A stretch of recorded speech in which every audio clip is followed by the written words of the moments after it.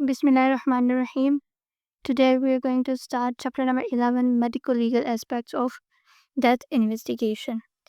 से सबसे पहले हम लोग forensic thanatology की definition बताई हुई है. Medical legal study of death falls within the unit of forensic thanatology. मतलब जब हम death की medical legal study करें वो तो उसको हम forensic thanatology कहते हैं. से फिर आ जाता है डिफाइन डेथ और सेरिब्रल डेथ और ब्रेन स्टेम डेथ की डिफरेंसेस लिखे हुए हैं और हम किस तरह आइडेंटिफाई करेंगे डायग्नोज करेंगे कि ये ब्रेन स्टेम डेथ है या नहीं. तो सबसे पहले आ जाता है डेथ क्या है. irreversible and permanent cessation of life as evidenced by stoppage of brain function, respiratory activity and cardiac functions. ठीक है, तो सेसेशन ऑफ लाइफ है जो इरिवर्सिबल है जो परमानेंट है. हम लोगों ने 3 सिस्टम्स को देखना है इसमें जिनका फंक्शन स्टॉप होना चाहिए. ब्रेन फंक्शन सबसे पहले, then followed by respiratory and then cardiac function. ठीक है, तो ये तीनों चीज़ें जो है इनमें इरिवर्सिबल और परमानेंट स्टॉपेज होनी चाहिए तो उसको फिर हम डेथ कहेंगे. Since organ retrieval and scavenging for transplantation has come into void, brainstem death is legally synonymous with death. मतलब ब्रेनस्टेम डेथ को हम लोग डेथ का सिनोनिम कहेंगे. सही है. अब हमारे पास 2 डेथ है, cerebral death and brainstem death.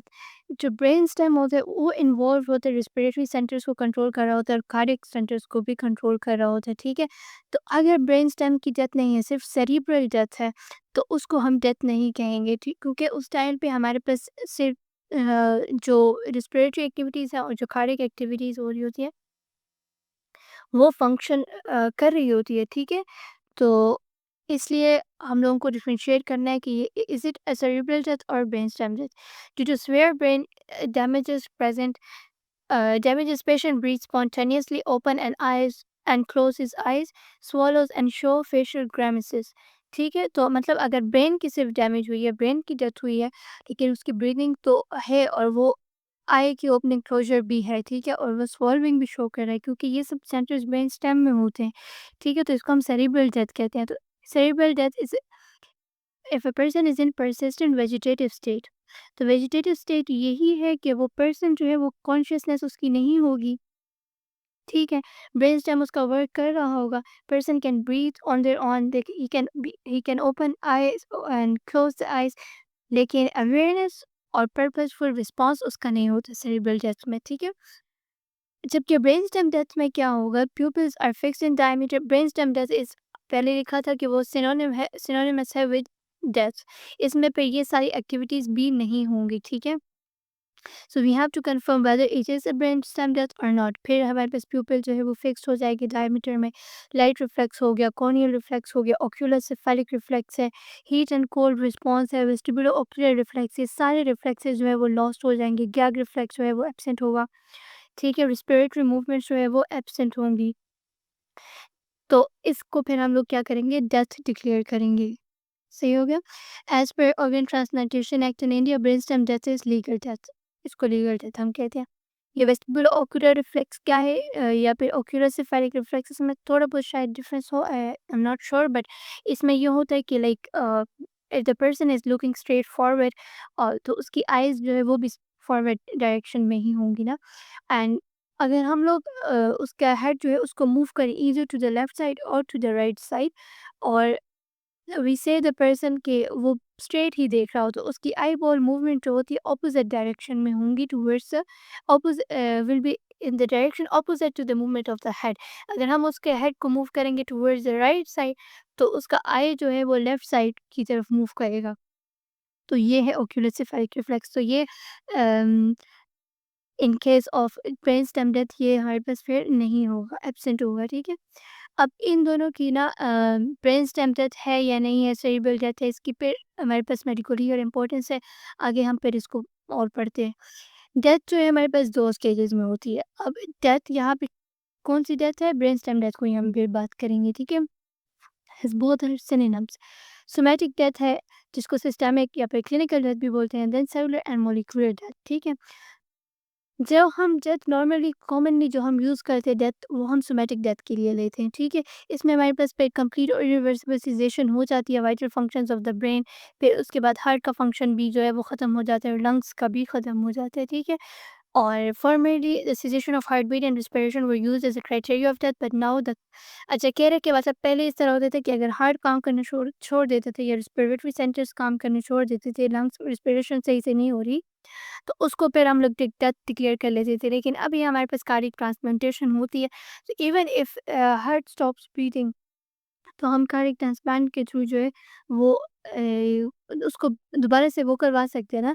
तो इसलिए हम लोग अभी जो डेथ है उसके लिए हम एम्फेसिस देंगे ज़्यादा कि ब्रेन का फंक्शन अभी है या नहीं है, उसमें इरिवर्सिबल सीज़ेशन आ गई है। अगर ब्रेन के फंक्शन में इरिवर्सिबल सीज़ेशन आ गई है, तो मतलब है कि बंदा डेड हम उसको कहेंगे, ठीक है। सोमैटिक डेथ में हमारे पास क्या होता है, सोमैटिक डेथ तो इन 3 जो सिस्टम्स हैं इनकी सीज़ेशन हो गई है, तो हम उसको सोमैटिक डेथ कह देंगे। लेकिन सोमैटिक डेथ के बाद भी जो टिश्यूज़ और सेल्स होते हैं बॉडी के, वो सर्वाइव कर रहे होते हैं for various varying degree of time. वो किस पे डिपेंड कर रहा है, तो ऑक्सीजन रिक्वायरमेंट्स में। ऐसा तो नहीं होता कि बंदा डेड हो गया और फ़ौरन से ऑक्सीजन स्टोरेज बॉडी के डिप्लीट हो गया। नो, ब्लड के अंदर ऑक्सीजन होती है, ब्लड तो वो ऑक्सीजन टिश्यूज़ को सप्लाई हो रही है, एटीपी होते हैं। तो इसलिए सोमैटिक डेथ के कुछ टाइम तक जो है वो सेल्स जो हैं वो सर्वाइव करते हैं based on the oxygen requirements, ठीक है। तो जब ये इंडिविजुअल टिश्यूज और सेल्स इनकी भी डेथ हो जाएगी, तो फिर उसको हम सेलुलर या मॉलिक्यूलर डेथ कहेंगे, ठीक है।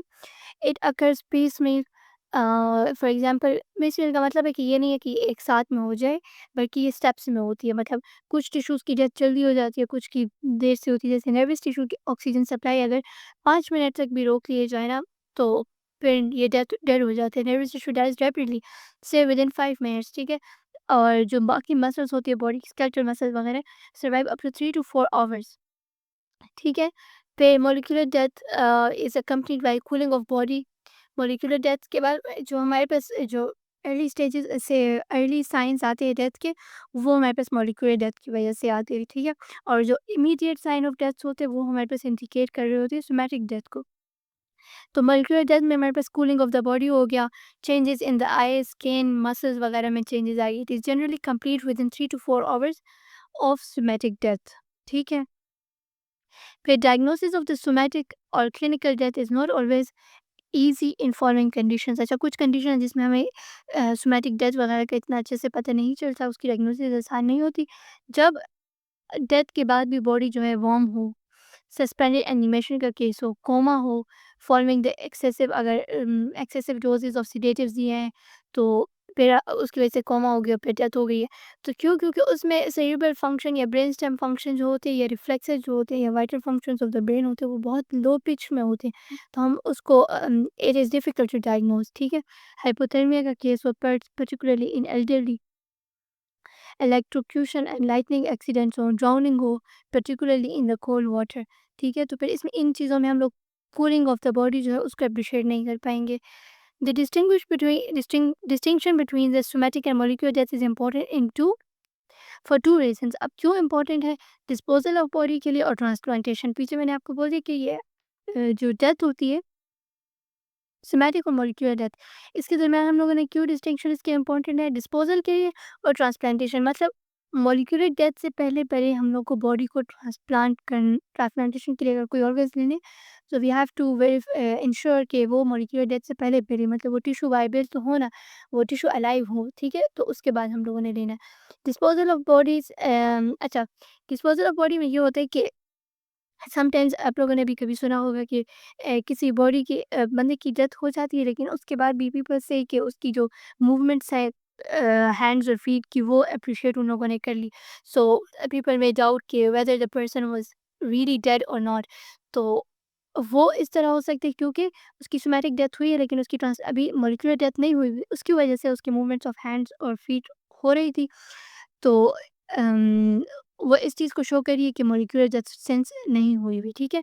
So this may give rise to the doubt this person was not actually dead but was prematurely disposed of, ठीक है। तो डिस्पोजल के लिए तो इस अगर वेट कर लिया जाए, तो there will be no doubt, right. फिर आता था ट्रांसप्लांटेशन, ठीक है।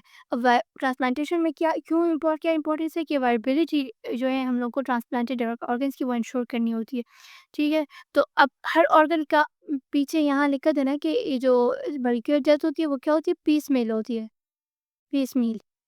कुछ ऑर्गन्स की जल्दी डेथ हो जाएगी, कुछ की ज़्यादा देर से होगी। तो हमें उस टाइम के अंदर-अंदर उस ऑर्गन को ले लेना होता है, ठीक है? जैसे लिवर जो है उसको विदिन 15 मिनट्स हम लोगों ने उसको ले लेना है, किडनी विदिन 45 मिनट्स और हार्ट विदिन एन आवर, ठीक है? हार्ट की अगर ट्रांसप्लांटेशन के लिए हमने हार्ट को लेना है तो हमने 1 घंटे से पहले-पहले लेना है, 1 घंटे के बाद ले लिया तो वो डेड होगा, ठीक है? इस तरह किडनी को 45 मिनट से पहले-पहले लेना और लिवर को 15 मिनट से पहले। अच्छा, जिन भी लोगों में इरिवर्सिबल डैमेज हो गया है ब्रेन का, तो उसमें हम लोग पे क्या करेंगे, आर्टिफिशियल मीन्स से भी हम लोग ऑक्सीजनेशन सप्लाई करवा सकते हैं ब्रेन स्टेम को, ताकि सर्कुलेशन थोड़ी देर के लिए मेंटेन रहे टू द ऑर्गन्स और हम फिर उनको कलेक्ट कर लें फॉर द ट्रांसप्लांटेशन, ठीक है? फिर आ जाता है maintain the various modes of death and give brief the autopsy findings in each, ठीक है? अब मोड ऑफ डेथ क्या तरह किस तरह कितने हैं? हमारे पास 3 तरह के मोड ऑफ डेथ हैं, कोमा, सिंकपी एंड एस्फिक्सिया। अच्छा, ये किस बेसिस पे? अभी हमने पीछे पढ़ लिया था कि वो डेथ के अंदर इरिवर्सिबल चेंजेस आ जानी चाहिए, इंजरी या cessation of the function of the brain, heart and lungs. इन्हीं 3 ऑर्गन्स की बेस पे 3 तरह के मोड्स ऑफ डेथ होते हैं। कोमा में ब्रेन जो है वो उसके अंदर डैमेज होगा, सिंकपी में जो है वो हार्ट में होगा और एस्फिक्सिया में टू द लंग्स, ठीक है? अब हम इसको डिटेल में पढ़ते हैं और इन तीनों केसेस में हमारे पास डिफरेंट जो है फाइंडिंग्स मिलेंगी हम लोग को ऑटोप्सी में। Coma is a death from the failure of the function of the brain and irreversible damage to its vital centre, ठीक है? अब ब्रेन के अंदर इरिवर्सिबल डैमेज क्यों आ सकते हैं? अब वो हम लोग देख सकते हैं, लाइक इंट्राक्रैनियल प्रेशर रेज़ हो गया, कोई ब्रेन के अंदर डिसीज़ है या मेम्ब्रेन है, को जो है उस कोई डिसीज़ है या इंजरी हुई है ब्रेन की, पॉइज़न्स हो गए जैसे ओपियोइड्स और अल्कोहल हो गए, मेटाबॉलिक डिसऑर्डर्स हो गए लाइक यूरेमिया।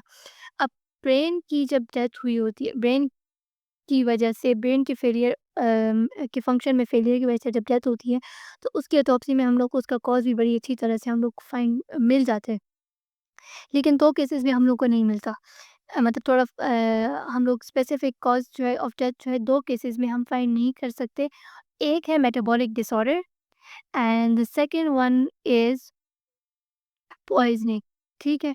पॉइज़निंग और मेटाबॉलिक डिसऑर्डर्स में हम लोग स्पेसिफिक कॉज़ ऑफ डेथ नहीं फाइंड आउट कर सकते। क्यों? क्योंकि इन दोनों केसेस में ब्रेन में हम लोग को एडीमा और कंजेशन ऑफ द ब्रेन मिलेगी और ये कोई स्पेसिफिक फाइंडिंग नहीं है। मतलब एडीमा जो है वो मल्टीपल कॉजेज़ ऑफ डेथ में हम लोग को मिल सकता है, तो वी कैन नॉट स्पेसिफाई कि ये एडिमा किस वजह से हुआ है। Congestion of the brain same, ये डिफरेंट डिसीज़ में डिफरेंट कंडीशन में हमें मिल सकते हैं, so we can not specify.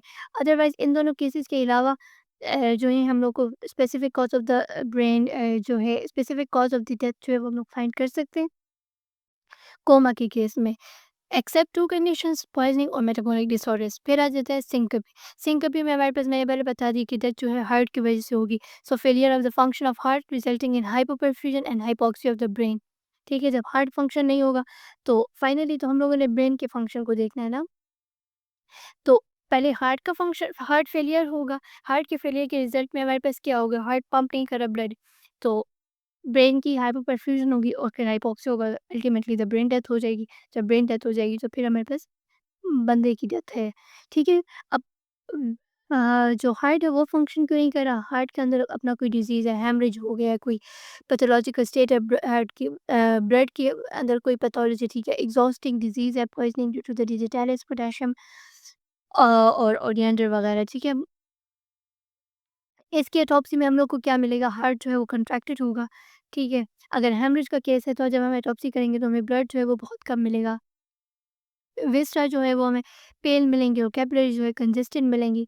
ज़ाहिर बात है हार्ट जो है वो हार्ट फेलियर है, तो विस्टा को ब्लड नहीं मिल रहा। उनकी भी विस्टा जितने भी है उसकी हाइपोपरफ्यूजन हुई हुई है, ठीक है? सिंकबल टाइप ऑफ डेथ में also result from the reflex cardiac arrest, ठीक है? रिफ्लेक्स कार्डियक अरेस्ट की वजह से भी सिंकबल डेथ हो सकती है।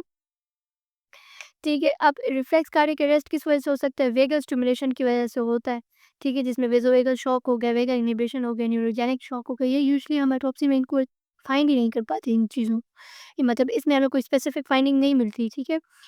रेयरली वेंट्रिकुलर फिब्रिलेशन हो गई है due to the cardiac problems और स्पॉन्टेनियस सिम्पैथेटिक नर्वस डिस्चार्ज हो गई, ठीक है? तो ये सब रिफ्लेक्स कार्डियक अरेस्ट, मतलब कोई स्टिमुलस था और उन स्टिमुलस के रिस्पॉन्स में कोई ऐसा रिफ्लेक्स रिफ्लेक्स कार्डियक अरेस्ट में चला गया बंदा, ठीक है? तो कोई स्टिमुलस आया जिसने वेगल स्टिमुलेशन बहुत ज़्यादा कर दिया। कोई स्टिमुलस आया जिसने वेंट्रिकुलर फिब्रिलेशन कॉज़ करा दिया। कोई ऐसा स्टिमुलस आ गया जिसने सिम्पैथेटिक डिस्चार्ज बहुत ज़्यादा करा दिया। तो इन सब की वजह से, ठीक है?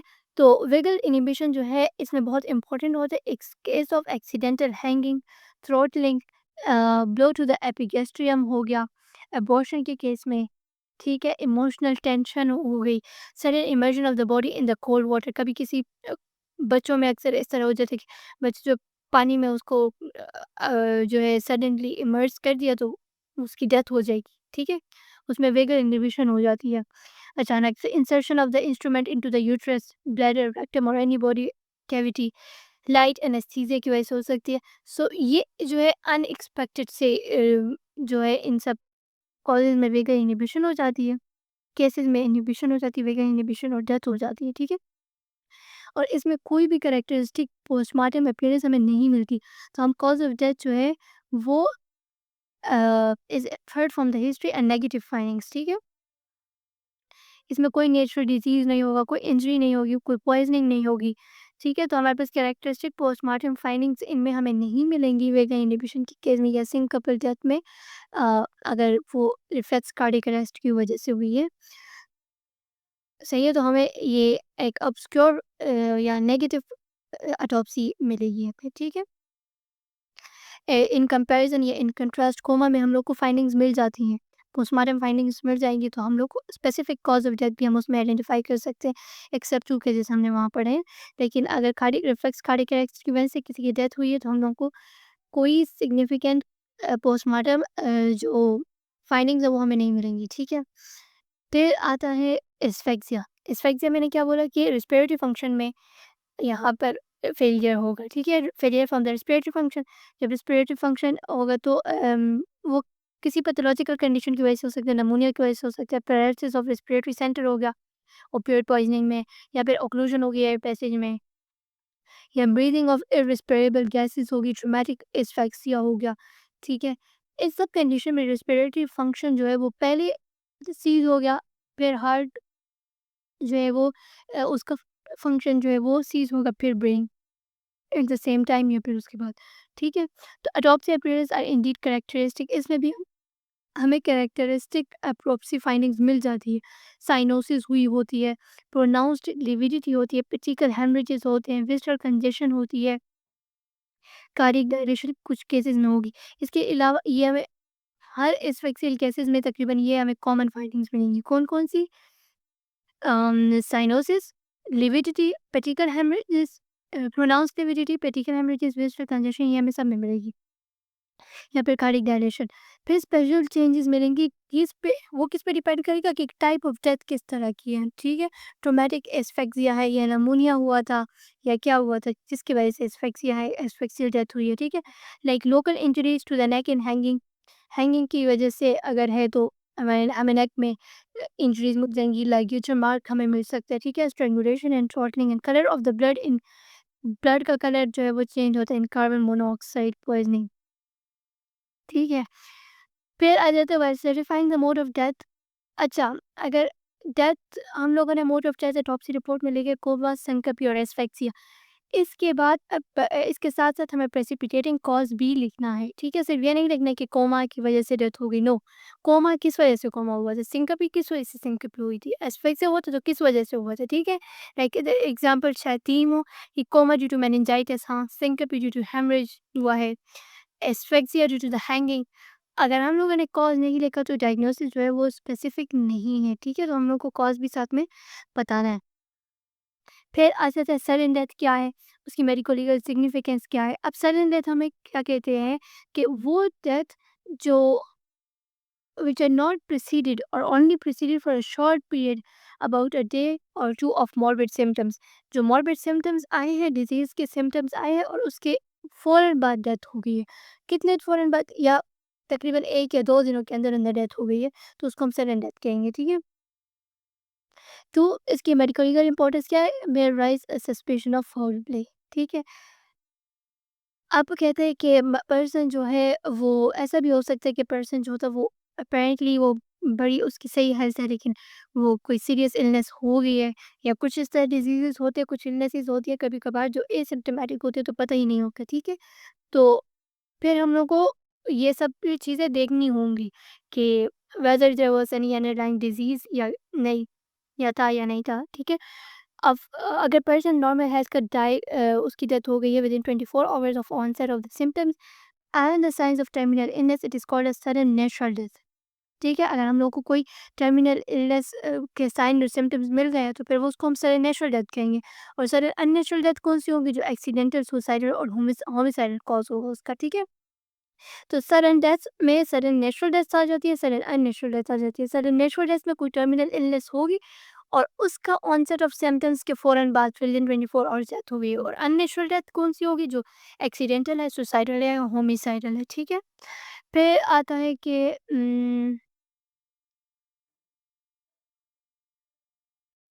sudden death is under an action with there appears to be no reason for suspicion, proof and examination to be of murder और सुसाइड। अगर हम लोग को सडन डेथ मिल गई और हमें कोई नेचुरल कॉज भी नहीं मिला तो इसका ये मतलब है कि वहाँ पे कोई मर्डर हो सकती है, सुसाइड हो सकती है, ठीक है? सो सडन डेथ्स में हम लोगों को एक्सटर्नल एग्जामिनेशन इनफ नहीं होती। कॉज ऑफ डेथ के लिए हम लोग ये नहीं है कि सिर्फ एक्सटर्नल एग्जामिनेशन कर लिया हमने, कॉज ऑफ डेथ के लिए सर्टिफिकेट दे दिया, नो। फिर हम लोग को ऑटोप्सी करनी है ताकि हम लोग को to obviate the possibility of unnatural death escaping the investigation, ठीक है? ऑटोप्सी रिक्वायर्ड होती है इसके लिए, ठीक है? Doctor who issues a death certificate in such case risk runs the risk of being accused or necessary to a crime। बस इसमें यही लिखा है कि डॉक्टर जो सर्टिफिकेट दे रहा है डेथ के लिए तो उसको ऑटोप्सी ज़रूर करनी चाहिए, क्योंकि अगर वो नहीं कर रहा तो फिर कोई वहाँ पे फाउल प्ले हो सकता है, ठीक है? तो उस सब को देखना होगा। If a doctor has not attended the patient within 2 weeks, ठीक है? अगर डॉक्टर ने पेशेंट को अटेंड नहीं किया 2 वीक्स के अंदर-अंदर, तो उसको चाहिए कि वो डेथ सर्टिफिकेट ही ना दे, ठीक है? Causes of sudden natural deaths. Sudden natural death अब हमारे पास किस वजह से हो सकती है? कार्डियोवास्कुलर 3 तो नॉर्मल जो हम लोगों ने डेथ्स के 3 सिम्पटम्स पर सिस्टम पढ़ लिए ना, कार्डियोवास्कुलर सिस्टम, रिस्पिरेटरी, सीएनएस, ये 3 हो गए।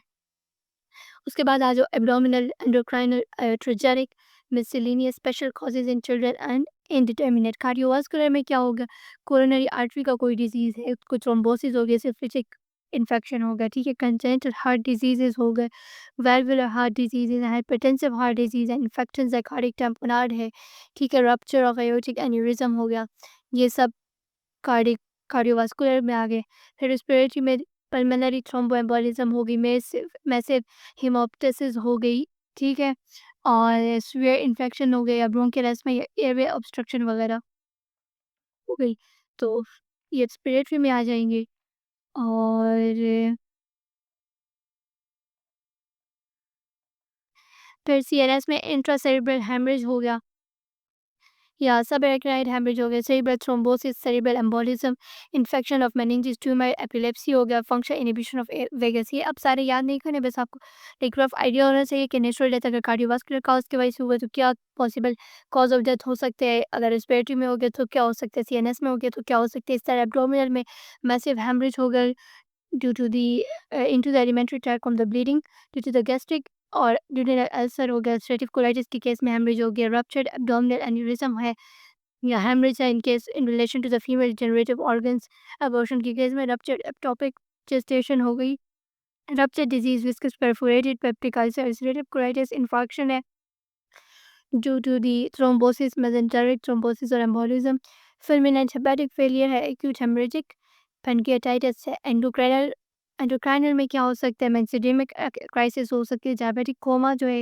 ये यूजुअली हो जाता है, एड्रिनल इंसफिशिएंसी हो गई, पैराथायराइड क्राइसिस होगी, पिट्यूटरी इन्फार्क्शन होगी, iatrogenic में वही अब्यूज़ ऑफ ड्रग्स हो गया, सडन विथड्रॉल ऑफ स्टेरॉइड्स और बीटा ब्लॉकर्स की वजह से डेथ होती है, एनेस्थेटिक मिसहैप्स हो गई, mismatched blood transfusion, miscellaneous anaphylaxis है, बैक्टीरियमिक शॉक है, मलेरिया है, स्पेशल कॉजेज़ में सडन इन्फेंट डेथ सिंड्रोम हो गया, कंजेनिटल कार्डियक और सेरेब्रल एब्नॉर्मैलिटीज़ होगी।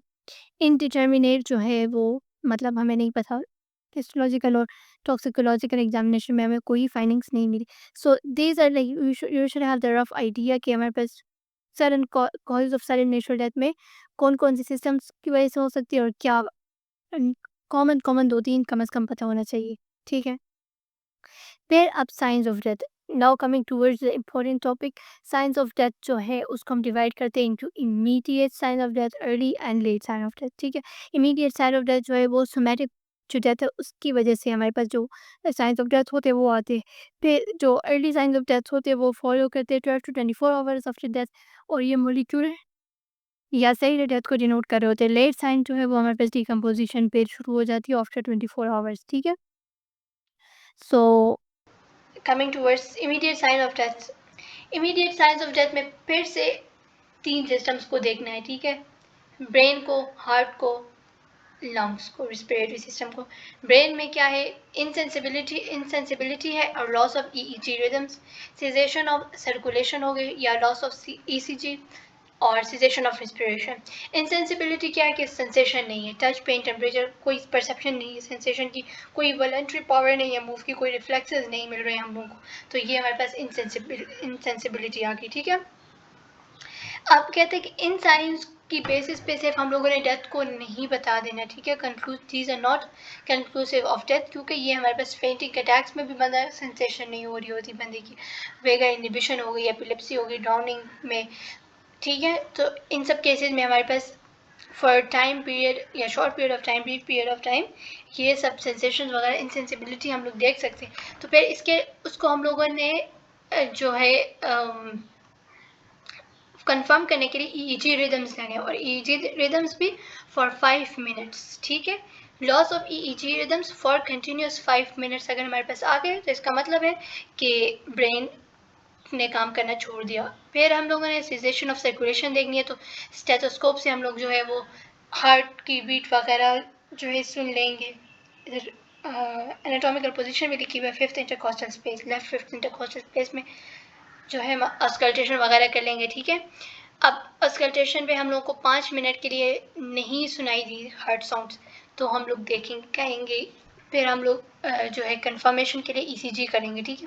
क्योंकि हम लोग के पास हार्ट साउंड्स में भी हो सकता है कि हमें सुनाई नहीं दे रही, हमारे कानों में खराबी भी हो सकती है, या फिर इसके अलावा जो है चेस्ट वॉल जो है वो ठीक है, कुछ पैथोलॉजिकल कंडीशन हो गई, एम्फिसीमा हो सकता है. ठीक है. तो कुछ कंडीशंस होती है जिसमें हार्ट साउंड्स हमें नहीं सुनाई देती, या बहुत बहुत आहिस्ता होती है तो हम उसको अप्रिशिएट नहीं कर सकते. So for that we have to take the ECG. ECG again for the continuous period of 5 minutes अगर हमें फ्लैट ईसीजी मिली है तो तब वो एविडेंस होगा डेथ का. ठीक है. ये नहीं है कि 1-2 मिनट के लिए मिल गई है तो no, we have to make sure कि 5 मिनट्स के लिए कंटिन्यूस पीरियड ऑफ 5 मिनट्स हमने ईसीजी देखनी है. ठीक है. अब कहता है कि life is compatible with the temporary suspension of heartbeat and respiration. Such state is known as suspended animation. अच्छा, अब कुछ कंडीशन इस तरह होती हैं कि बॉडी जो है वो डेड नहीं होती, लेकिन जो vital functions of the body होती है वो इतनी लो पिच में होती है कि हम उसको जो रूटीन मेथड्स होती है क्लिनिकल एग्जामिनेशन के उससे डिटेक्ट नहीं कर सकते. तो बॉडी बंदा जो है अलाइव होगा, लेकिन we can not detect by routine clinical examination कि बॉडी जो है वाइटल फंक्शन उसके हो रहे हैं या नहीं हो रहे, क्योंकि वो बहुत लो पिच में होता है, उसको हम अपेरेंट डेथ बोलते हैं. ठीक है. ये हम लोगों को मिलते हैं जो योगा वगैरह में फिजियोलॉजिकल वॉलंटरीली और इनवॉलंटरी दोनों होती है. वॉलंटरीली योगा में वो देखने को मिलता है जब वो लोग वॉलंटरीली जो है अपनी जो हार्ट बीट है और अपना जो रिस्पिरेशन है उन सबको इतनी लो पिच में वो कर लेते कि फिर हम लोग उसको ईसीजी में रिकॉर्ड नहीं कर सकते. ठीक है. नहीं सॉरी, फिर हम उसको क्लिनिकल एग्जामिनेशन में नहीं अप्रिशिएट कर सकते, फिर हम लोग को ईसीजी उसके लिए ज़रूर करनी होगी. ठीक है. इसके अलावा इनवॉलंटरीली किस में होता है? ड्राउनिंग के केस में, या न्यू बॉर्न में, या एनेस्थीसिया के बाद सेरिब्रल कंकशन में, इलेक्ट्रोक्यूशन में. ठीक है. Heat stroke, mesmeric trance and in prolonged illness वगैरह में, या डीप शॉक है, या ड्रग्स वगैरह की वजह से. ठीक है. तो कहते हैं इन केस में हम लोग को ईसीजी रिकॉर्ड देन ज़रूर लेना है. ठीक है. To confirm it. फिर सीजेशन ऑफ रिस्पिरेशन जो है वो short period of death period के लिए हम उसकी सीजेशन कर सकते हैं वॉलंटरीली, या प्योर वॉलंटरीली हम लोग ब्रीदिंग रोक सकते हैं कुछ टाइम के लिए, ठीक है। फिर काइंड स्टॉप ब्रीदिंग में हम लोग वहाँ पे सीजेशन ऑफ ब्रीदिंग हो सकती है। ड्राउनिंग के केसेस में, न्यू बॉर्न इन्फेंट्स में अगेन। तो फिर हम लोगों ने ब्रीदिंग साउंड्स देखने के लिए अगेन स्टेथोस्कोप देखेंगे upper part of the lungs में या इन फ्रंट ऑफ लैरिंग्स में देख लेंगे, ठीक है। ब्रीदिंग साउंड्स हमने सुननी है। और इसी तरह complete absence of breathing sound होनी चाहिए for continuous period of about 5 minutes. तो ये हमारे पास इमीडिएट साइन ऑफ डेथ से, ठीक है। Immediate sign of death sign जो है वो किसको वो कर रहे हैं, ये हम लोग को बता रहे हैं फॉर दी सोमैटिक डेथ। इसमें हम लोगों ने तीनों सिस्टम्स को देखना है, ब्रेन को, सर्कुलेटरी सिस्टम और हार्ट लंग्स को, ठीक है। ब्रेन में EEG rhythms, ECG rhythms, respiratory sounds. फिर आ जाते हैं हम लोग साइंस ऑफ मोलिकुलर डेथ और सेलुलर डेथ, जिसको जो अर्ली साइंस होंगे, ठीक है। ये हमारे पास आएंगे 12 to 24 आवर्स के अंदर अंदर। इसमें कूलिंग ऑफ बॉडी आ गई, आई के अंदर चेंजेस आ गई, स्किन के अंदर चेंजेस आ गई, पोस्टमार्टम लिविडिटी और muscles. Cooling of body, cooling of body जो है उसमें हमारे पास क्या है, इसको हम अल्गर मोर्टिस कहते हैं, ठीक है। लाइफ के अंदर हमारे पास क्या होता है, हीट प्रोडक्शन और हीट लॉस के अंदर एक बैलेंस होता है, लेकिन डेथ के बाद अब हमारे पास हीट प्रोडक्शन तो हो नहीं रही, तो हीट बॉडी से लॉस होती है। किस प्रोसेस के थ्रू लॉस होती है, कंडक्शन के थ्रू, कन्वेक्शन के थ्रू, रेडिएशन के थ्रू, ठीक है। अब बॉडी से हीट लॉस तब तक होता रहेगा जब तक बॉडी का टेम्परेचर और सराउंडिंग का टेम्परेचर एक लेवल पर ना आ जाए, ठीक है। तो प्रोग्रेसिव फॉल होता है बॉडी का टेम्परेचर में, और जो हमें signs early sign of death भी है, फिर हमें जो है टाइम सेंस डेथ में भी हमें हेल्प करता है उसको फाइंड आउट करने के लिए। अब डेड बॉडी का जो टेम्परेचर हम लोगों ने देखना, उसके लिए हमारे पास एक केमिकल थर्मोमीटर होता है जिसको थैनेटोमीटर बोलते हैं, जिसकी लेंथ 25 सेंटीमीटर लॉन्ग होती है। 0 to 50 डिग्री सेल्सियस ये टेम्परेचर रिकॉर्ड करता है, ठीक है। अब इसको हम लोग रेक्टम के अंदर डालते हैं, 8 to 10 सेंटीमीटर इसको इंसर्ट करेंगे इनटू द रेक्टम। लेकिन हम लोग को पहले इंश्योर करना है कि कोई रेक्टम की इंजरी तो नहीं हुई हुई, कोई होमोसेक्सुअल एक्टिविटी जो है वो तो नहीं है, तो इसके लिए हम लोग पहले से स्वैब्स ले लेते हैं। In either of the case फिर हम लोग नहीं डालेंगे रेक्टम में, नहीं इंसर्ट करेंगे। हम क्या करेंगे, थर्मोमीटर या थर्मोकपल प्रोब होता है वो हम इंसर्ट कर देते हैं विद इन ऑडिटरी मीटर्स और nostrils as deep as possible, ठीक है। फिर हम लोगों ने क्या करना है, अच्छा जो रेक्टम के अंदर हम लोगों ने, अगर रेक्टम से हम लोग कैलकुलेट कर रहे हैं ना टेम्परेचर, तो वो हम लोगों ने यहाँ टाइम नहीं लिखा हुआ, 2 to 3 मिनट्स, हाँ 2 to 3 मिनट्स के लिए हम लोगों ने डालना है, ठीक है। और in case of homosexual activity अगर हमें मिल गई या फिर कोई रेक्टल इंजरी है, तो फिर हम लोगों ने ऑडिटरी मीटर्स और नॉस्ट्रल से कैलकुलेट करना है टेम्परेचर। या फिर हम लोग इंसिजन लगाते हैं स्मॉल स्लिट इन एब्डोमेन, और थर्मोकपल जो है उसको हम लोग प्रॉप को डाल देते हैं लिवर के नीचे और उधर से कैलकुलेट कर लेते हैं। लेकिन इस केस में फिर हम लोगों ने क्या देखना है कि इस वूंड को हम लोगों ने रिकॉर्ड कर लेना है कि ये हम लोगों ने मतलब इंसिजन लगाई है जो लिवर से टेम्परेचर चेक करने के लिए, ठीक है। तो उसको हम लोगों ने रिकॉर्ड कर लेना है ताकि हम उसको एंटीमॉर्टम इंजरी के साथ कंफ्यूज ना करें, ठीक है। इसके साथ साथ इन्वायरमेंटल टेम्परेचर भी हम लोग को रिकॉर्ड करना है, और ताकि हम लोग जो है रेट क्या है फॉल ऑफ टेम्परेचर की वो सब कैलकुलेट कर सकें। Normally body begins to cool shortly after death. अच्छा, कूलिंग जो है डेथ के बाद स्टार्ट होती है नॉर्मली, लेकिन जो अगर सीरियस इलनेसेस, क्रॉनिक इलनेसेस होती है उनमें बॉडी जो है वो पहले से उनकी कूलिंग स्टार्ट हुई होती है डेथ से पहले ही। हाथ और पाँव उनके ठंडे होंगे फेलियर ऑफ सर्कुलेशन की वजह से, ठीक है। तो वो हमें ये चीज़ देखनी है कि फिर जो फॉल इन टेम्परेचर है उसमें डिफरेंस आएगा, ठीक है। So we have to take these things in account. This coolness gradually extends to the trunk. इसी तरह जो है डेथ के टाइम बॉडी का टेम्परेचर कितना था, फीवर की वजह से टेम्परेचर हाई हो सकता है, कभी टेम्परेचर लो हो सकता है अगर कोल्ड में एक्सपोजर है। So we have to take these things in consideration के ऐसा कोई, ताकि हम लोग की जो हम टाइम सिंस डेथ अगर कूलिंग ऑफ द बॉडी से देख रहे हैं तो हमें पता होना चाहिए कि डेथ के टाइम पे टेम्परेचर बॉडी का था क्या, ठीक है। फिर आ जाता है एज द हीट लॉस, ठीक है। अब कहते हैं जो हीट लॉस होता है वो हमारे पास बॉडी सर्फेसिस से होता है, ठीक है। और तो पहले बॉडी सरफेस जो है उसकी कूलिंग होगी, फिर इंटरनल टेम्परेचर में चेंजेस आएगा। फ़ौरन से इंटरनल टेम्परेचर चेंज नहीं आती, ठीक है। तो उसके लिए 45 मिनट्स तकरीबन लगते हैं। तो फर्स्ट 45 मिनट्स में रिएक्टर टेम्परेचर सेम रहता है, उसमें चेंज नहीं आती, और इस फेज़ को हम क्या कहते हैं, आइसोथर्मिक फेज़ कहते हैं। ठीक है, अब रेट ऑफ कूलिंग जो है वो यूनिफॉर्म नहीं होती, but it is related to the temperature difference. Temperature difference कितना है बॉडी और सराउंडिंग में। फर्स्ट 45 मिनट्स में तो टेम्परेचर चेंज नहीं आएगा, इंटरनल टेम्परेचर। फिर उसके बाद 45 मिनट्स के बाद टेम्परेचर में चेंजेस आने शुरू होंगी, और वो भी डिपेंड करेगा कि बॉडी के टेम्परेचर और सराउंडिंग के टेम्परेचर में कितना डिफरेंस आया। ठीक है, अब फर्स्ट 2 आवर्स में जो है हमारे पास जो टेम्परेचर का चेंज आएगा वो आता है to the average rate of fall of temperature is half the difference between temperature of body and surroundings। अच्छा, इसको हम देखते हैं, एक मिनट। चैट जीपीटी ने इसको बड़े अच्छे से एक्सप्लेन किया हुआ है, so I will explain it from there. पहले आइसोथर्मिक फेज आ गया। फर्स्ट 2 आवर्स में जो है बॉडी की कूलिंग होती है फास्टर रेट में, फिर आहिस्ता आहिस्ता कूलिंग की जो रेट होगी वो कम होगी।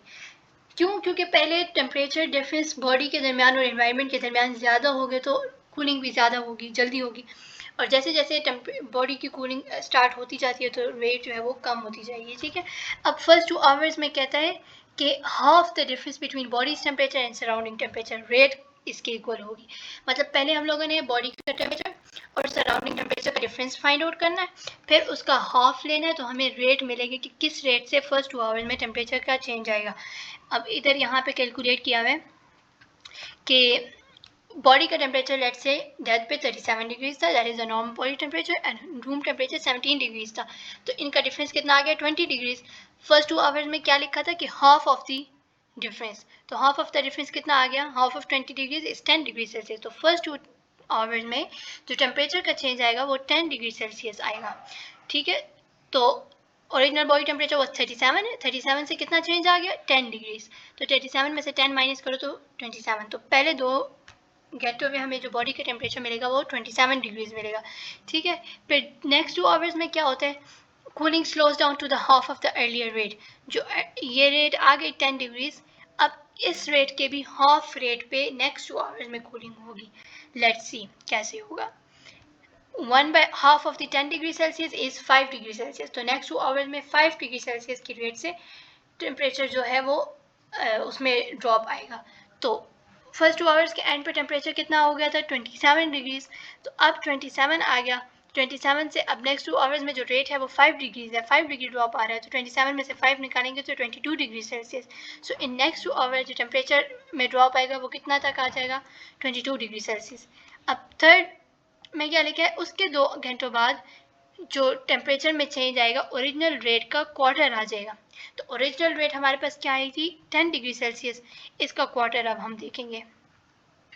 So half 1/4 of the original rate, तो 1/4 ऑफ 10 डिग्री सेल्सियस इज 2.5।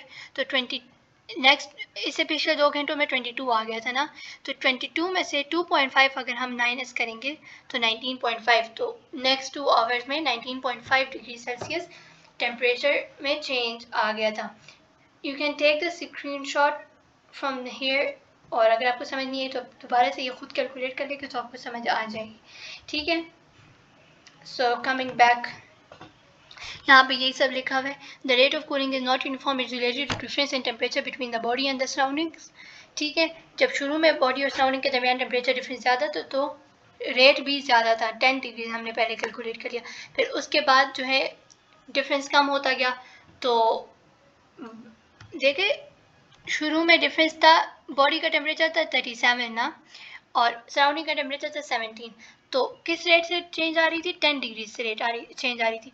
अब बॉडी का टेम्परेचर हो गया 27 और सराउंडिंग का 17, तो डिफरेंस कम हो गया, तो रेट भी कम होगी, 5 डिग्री ड्रॉप आ रहा है। ठीक है, फिर और टेम्परेचर कम हो गया, 22 पे आ गया, तो अब रेट और कम हो गया, 2.5 हो गया, तो और ज़्यादा जो ड्रॉप आएगा उसकी जो ड्रॉप की रेट है वो और ज़्यादा कम हो गई, ये बात लिखी है।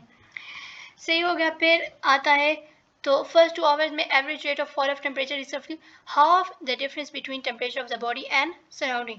बॉडी और सराउंडिंग के टेम्परेचर का हाफ निकाल लो तो रेट मिल जाएगी। फिर दूसरे आवर्स में दिस रेट जो इसकी रेट आ गई है उसका हाफ हमने निकालना है, उससे अगले 2 घंटों में quarter of the original rate, ठीक है।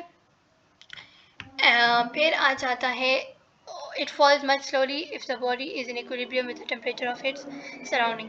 फिर ट्रॉपिकल कंट्री इंडिया का बारे में बताया हुआ है कि पर आवर इंडिया में 0.5 और पाकिस्तान में तकरीबन सेम ही है ना, 0.5 to 7 डिग्री सेल्सियस जो है वो हीट लॉस आता है पर आवर। और इन्वायरमेंट के टेम्परेचर के इक्वल कब तक टेम्परेचर हो जाएगा, it takes almost 16 to 20 hours. तो ये जो कूलिंग का से हम लोग टाइम सिंस देख रहे हैं तो हमें उसमें environmental temperature is very important, ठीक है। ह्यूमिडिटी वगैरह ये सब चीज़ें बहुत इंपॉर्टेंट होती है। इसके लिए कोई एक फार्मूला नहीं है कि एक चीज़ है तो एक जगह पे अप्लाई हो रही है तो हर जगह पे वो अप्लाई होगी, ठीक है। तो ये इन्वायरमेंटल टेम्परेचर पे बहुत ज़्यादा डिपेंडेंट है, सही है। फिर इधर एक बताया है कि फार्मूला नॉर्मल बॉडी टेम्परेचर जो है उसमें से रेक्टल टेम्परेचर को माइनस कर दो और फिर उसको डिवाइड कर दो 0.6 पे, तो हम लोग आवर सिंस डेथ इससे कैलकुलेट कर सकते हैं। Temperature estimates apply many to countries with colder temperature climate. ऐसे इसमें कोई ख़ास वो चीज़ नहीं है। अच्छा, फिर लिखा है कि एनवायरनमेंट का टेम्परेचर अगर बॉडी के टेम्परेचर से ज़्यादा हो, ठीक है, समर में लाइक पंजाब का इधर लिखा है, फिर इवन इन केपी, सारे एरियाज़ में जब टेम्परेचर बॉडी का टेम्परेचर से ज़्यादा हो रूम टेम्परेचर तो फिर बॉडी कूल नहीं होगी। शुरू में वो हमारे पास स्लाइटली इंक्रीज इन टेम्परेचर हम लोग को मिल सकता है after first 2 hours after death, ठीक है। इसी तरह फर्स्ट 2 आवर्स में टेम्परेचर इंक्रीज हो सकता है in certain condition like sunstroke और पॉइंटीन हैमरेज। इन दोनों केसेस में जो है ब्रेन अफेक्ट है ना, तो जो ब्रेन का हीट रेगुलेशन सेंटर है वो मैकेनिज्म डिस्टर्ब हो सकता है। टेटनस और स्ट्रिक्निन पॉइजनिंग में क्या हो जाता है कि हीट प्रोडक्शन ज़्यादा हो जाती है in the muscles due to the convulsions, ठीक। एक्यूट बैक्टीरियल और वायरल इन्फेक्शन में भी हमारे पास जो है टेम्परेचर बॉडी का इंक्रीज हुआ होता है। तो इन सब चीज़ों को हम क्या कहते हैं, पोस्टमार्टम कैलोरिसिटी, ठीक है। So postmortem caloricity क्या है, when the body temperature increases slightly for a short period of time after death। तो वो उसकी एग्जाम्पल लिखी हुई है, सनस्ट्रोक और पॉन्टीन हेमरेज, टेटनस और स्ट्रिक्नीन पॉइजनिंग, एक्यूट बैक्टीरियल और वायरल इन्फेक्शन। अब फिर लिखा है कि rate of cooling of the body किस पे डिपेंड करती है, एज और कंडीशन ऑफ द बॉडी पे डिपेंड करती है, मोड ऑफ डेथ पे डिपेंड करती है, सराउंडिंग और एनवायरमेंटल टेम्परेचर पे डिपेंड करती है।